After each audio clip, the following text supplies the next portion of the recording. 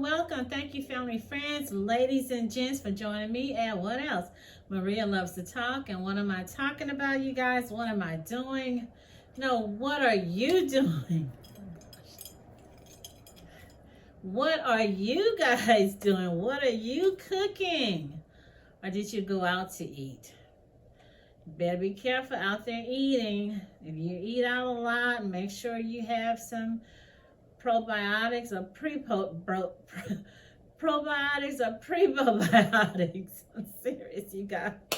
What am I talking about? I am talking about a bunch of different things, but the three top things I'm talking about now, and I will go into we'll finish up on Mommy Dearest, son's cutting up, misbehaving, being disrespectful to mama.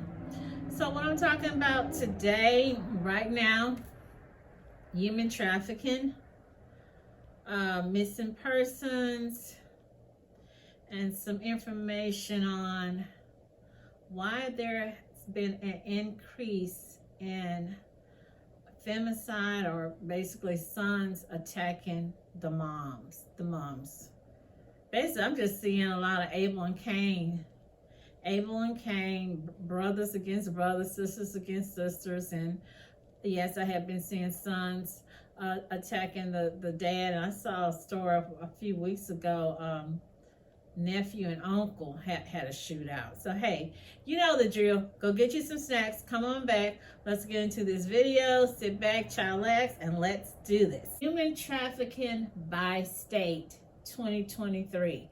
What is human trafficking? Human trafficking is a serious crime and violation of human rights involving force, coercion, fraud, or exploit a person into slave labor or sexual exploitation. Human trafficking can happen to people of all ages and genders and any race or religious background. Women are often used for sexual exploitation, while men are usually used for forced labor. It is believed that 1 in 5 human trafficking victims are children, which is horrendous to me. Exploited for begging, child pornography, or child labor. Okay, so here, let's see, moving on. According to the Bureau of Justice, of the human trafficking cases reported between January 2008, June 2010, sex trafficking victims were more likely to be white, 26%, or black, 40%. That's a lot. Compared to labor trafficking victims, who were more likely to be Hispanic, 63%, or Asian, 17%. Victims frequently do not seek help due to language barriers, fear of the traffickers, or fear of law enforcement. It's a venomous crime in Michigan, and yet we have no real statistics behind it. All we have are victims and victors bravely sharing their story so that you can understand the pandemic of underground human trafficking. I spoke to a woman who was trafficked in Michigan, and her story is really hard to hear, but it's important that it's told. I do want to issue a warning before her story plays. Some of these details may be disturbing or triggering to some. Well, I had a pretty abusive childhood. Of course, you have to remember I was brought up in an era when abuse wasn't really even considered abuse. My sister and I went to school with welts on our arms and legs. We had to bend over on the bed with our shirts off and take the whip whenever we talked back or came home late from curfew or stuff like that. And sometimes for no reason at all, it seems like. So I really had nobody to go to. And one day when I was at the shopping mall with my sister and friends, there was a man that lured me away from them. I don't remember a whole lot of that. I do remember walking away from my friends, holding his hand and walking out the exit with him. And the next thing I remember is he was raping me. This is how sex trafficking begins for most victims. It's not abduction and threats like you see in the movies. It's a manipulation of trust. Usually the manipulation of a young victim who is isolated and has a traumatizing past. So when I was 15 years old, me and my sister were hanging around downtown, and I met this guy who was my hero. I mean, he bought me stuff, he took me places, he promised me the world. I thought, this is my hero. You know, I felt safe with him. He told me he would never let anything happen to me. And he would always say that when we got pulled over by the police. Of course, I was so young, just didn't, you know. And so I considered him my boyfriend. And we were dating. He would take me to what I understood to be a gambling house. One day he told me that he lost a lot of money at the gambling house, and he was so devastated, and I felt so bad for him. He said, I don't even have any gas money to come pick you up. And then he says, there's this really rich guy at the gambling house who wants to spend a lot of money on you. I didn't know what he meant, but I figured he'd appreciate it if I helped him out somehow. I figured I'd just figure it out when I got there, you know. And then when I got there were 4 grown men waiting for me. Sorry. The next 18 years of Rondon's life are a blur of manipulation. And he thanked me. He said I was the girl he's always been looking for. Drugs and sex. You know, when I look back at that, I know dang well he was trying to break my spirit. And it worked. When I started learning about the tactics that traffickers use, I look back. They gain your trust. They promise you the world. They treat you like a queen. And then there's a crisis that you can help them with. Here's the part of the piece where I would tell you how many people in Michigan are trafficked every year for either sex or labor, but we don't have that number. Take it from the director of the Michigan Human Trafficking Task Force. How much research or how many statistics are there out there about human trafficking in Michigan? Gosh, I'm glad you asked that because there are lots of them. But if you ask me how much are based on evidence, the number is incredibly small. Good research has not been done. Well, it's an underground and a hidden crime. There could be a lot of human trafficking going on that we can't see because it's underground and the victims don't come forward. So how do we get numbers? So here, moving on, the United Nations Office on Drugs and Crime has a list of indicators you can use to identify victims. These indicators include appearing malnourished, appearing injured or having signs of physical abuse, avoiding eye contact, social interaction, responding in manners that seem rehearsed or scripted, lacking personal identification documents, lacking personal possessions. Wow, that's a lot. The number of human trafficking victims identified in South Carolina last year went up 15%. And for the third straight year, Horry County ranked first for reports of human trafficking. Attorney General Alan Wilson and others released the 2021 report today at the State House. It shows what South Carolina is doing to stop human trafficking, how many cases were reported, and the top counties for reported human trafficking. New this year, the task force will launch a new prevention education program designed for middle and high schools, youth serving agencies, faith groups, and child welfare agencies. Education will tell people and teach people, young people especially, to get in front of the problem by never being a statistic. And that helps us down the road because then we're not using resources to go after that trafficker. If you'd like to report possible human trafficking, call the national hotline at the number on your screen, 888-373-7888, or text 233-733. You know how I am with stats because, you know, really one person can do a stats because I saw one where they listed a particular city. Then when I looked at the other one, it did not show that state. So I'm thinking, how can that city be listed, but the state is not on the top 10? So here are the states with the highest rates of human trafficking. I don't know. That doesn't even, I'll let you tell me. It doesn't even sound right. Fastest growing criminal enterprises in the world. And people will do anything to protect what they consider their property. A joint task force operation in West Texas rescuing 70 missing children victimized by sex traffickers. My next guest is fighting to end the exploitation of children. Here to talk about it is Tim Ballard, founder and president of Operation Underground Railroad. Thank you so much for the service you do. You are doing just exhausting work, and it's so sad the number of children that you guys are rescuing. Your operation found 70 missing children, we just reported, right? That was just in a 3-week span. And these kids are between the ages of 10 and 17. And I understand many of them are runaways. But how are these kids tracked and then trafficked? And then how do you find them? Yeah, first, kudos to Homeland Security's investigation, that's the agency I came from. Amazing work. And these guys understand how to find these kids because they understand how traffickers think. Traffickers are like businessmen. So oftentimes we look at trafficking like the movie Taken. We think it's some cold, hard rip and kidnapping in the night. And that's generally not what it is. Traffickers, like businessmen, are looking for kind of the easier route to get them. They lure them. And most importantly, they look for vulnerability. Anytime there's a big war, for example, we're in Ukraine right now, and we are hunting for thousands of missing, likely trafficked women and children.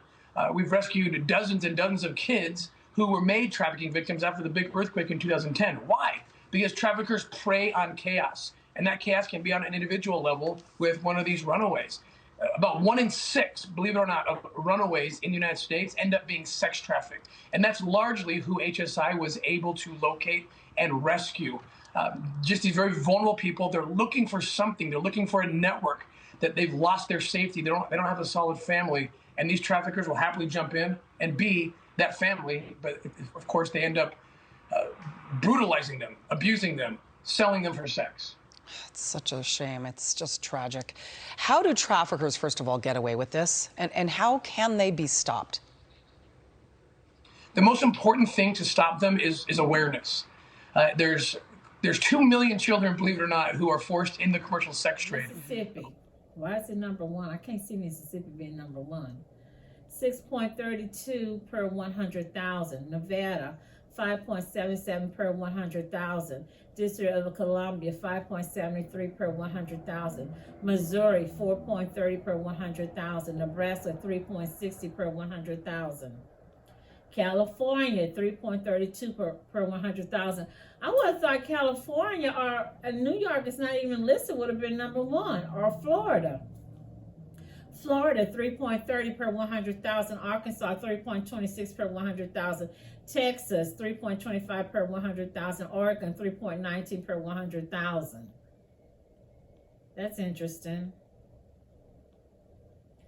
So here it says, this is followed, I don't know what this is, by Texas with 1,080 cases, Florida with 896 cases, and New York with 454 cases. These 4 states with the highest human trafficking rates have the highest populations in the U.S., which can explain why their numbers of cases are significantly higher than other states and very high immigrant populations.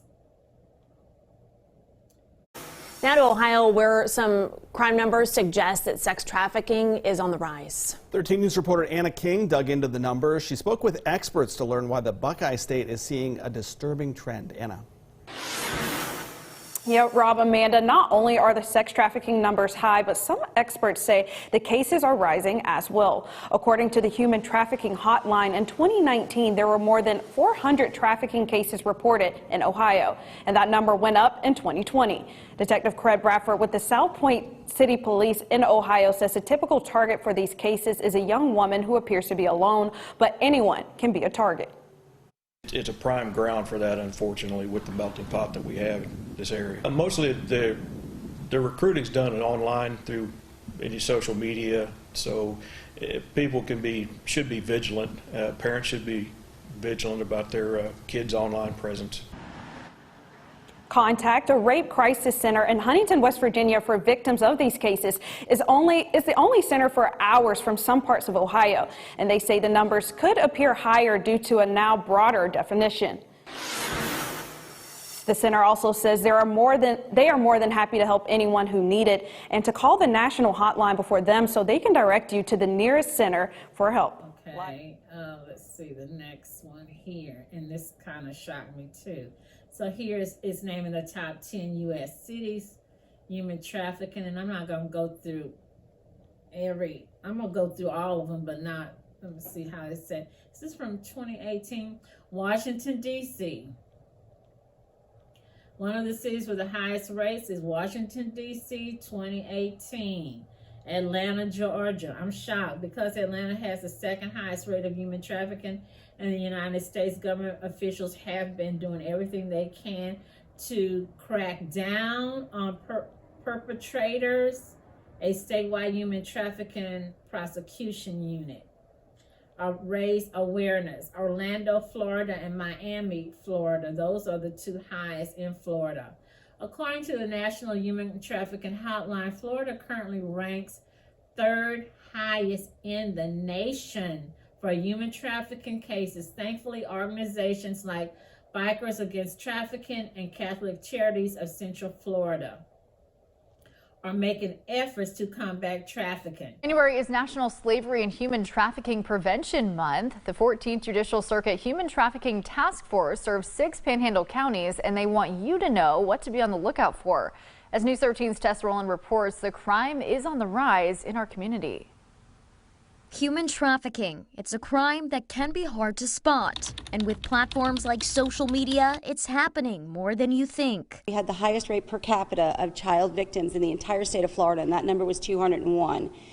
We have increased by 40%. Over this past year, there were numerous undercover sex stings and efforts by law enforcement to get predators off the streets. That's how easy it is.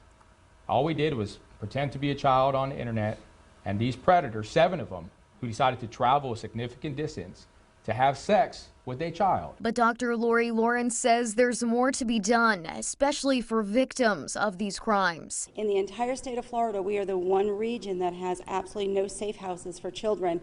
Some signs to look out for are someone who is withdrawn or has distanced themselves from family. Lawrence says traffickers do this to gain full attention and trust of their victims. He's bringing her in, he's romancing her, and then he's going to turn things around and tell her that, you know, she needs to go out and earn this money and that it's for them and so forth. It's also important to know traffickers are not always what stereotypes may lead you to believe. Most victims know their traffickers personally. There's a very high rate of family trafficking, which means mom, dad, stepfather, aunt, uncles, and so forth are using children as a resource for trafficking and income. In Bay County, Tess Rowland, News 13, Panhandle. Las Vegas, Nevada. Now, I would have thought Las Vegas and California would have been 1 and 2, would have been right there. It should come as no surprise that Las Vegas is one of the cities with the highest human trafficking rates in the country, California. According to CBS News, Sacramento, California consistently has one of the highest rates of human trafficking reports in the country, with Sacramento County being targeted by human traffickers because of its proximity to larger cities. Tonight, we are tackling a troubling topic, a crime that does not discriminate, a danger that is difficult to identify. That's because human trafficking has many faces, diverse victims who have been trafficked by family members, friends, and people promising a better life. They offer love, freedom, and hope. They feed addictions, prey on poverty, and hone in on emotional vulnerabilities. Like so many crimes, when you think about human trafficking, you probably think, not me, not here. But that could not be further from the truth. Trafficking knows no boundaries and bleeds into central Pennsylvania just like every other part of the world. In fact, Pennsylvania is one of the top 10 states for reported cases of human trafficking. So let's take a look at the statistics specific to our state. In the past 5 years, approximately 800 human trafficking offenses were filed in the PA court system. And you have to remember, thousands more are never reported. These include sex trafficking, labor trafficking, and trafficking in minors. The county with the highest number of reported trafficking offenses in Pennsylvania, Lancaster County, right here in central Pennsylvania. St. Louis, Missouri. St. Louis, Missouri. According to the Polaris Project, the National Human Trafficking Hotline took 438 calls from Missouri, identified 423 victims, identified 117 traffickers, and discovered 31 trafficking businesses. Let's get to more of the facts and figures on human smuggling. Nick is at the News Nation Smart Board. As of 2008, more than 38% of all calls to the National Trafficking Resource Center originated from Texas. According to the Human Trafficking Map, the Project of Texas, there are approximately 79,000 minors sex trafficked in the Lone Star State alone, and approximately 234,000 workers are victims of labor trafficking each year. That's larger than the entire population of Boise, Idaho. Overall, it's estimated that traffickers exploit $600 million a year from the victims of forced labor. Texas is so concerned about this that the state passed a law last year enhancing the criminal penalty for human smuggling when a payment is involved. All right, Nick, thank you. Baton Rouge, Louisiana. I'm shocked about Baton Rouge because I would have thought it would have been New Orleans. Baton Rouge, the second largest city in Louisiana, also has incredibly high rates of human trafficking. According to a report from Louisiana Department of Children and Family, in 2021, an estimated 759 people were victims of human trafficking in Louisiana, 530 whom were children. That's more than half. The report went on to say that 692 of the victims were females, 63 were male, and 4 were not gender identified. That's a lot of people. That's on the list: Columbus, Ohio, and Richmond, Virginia. They tied.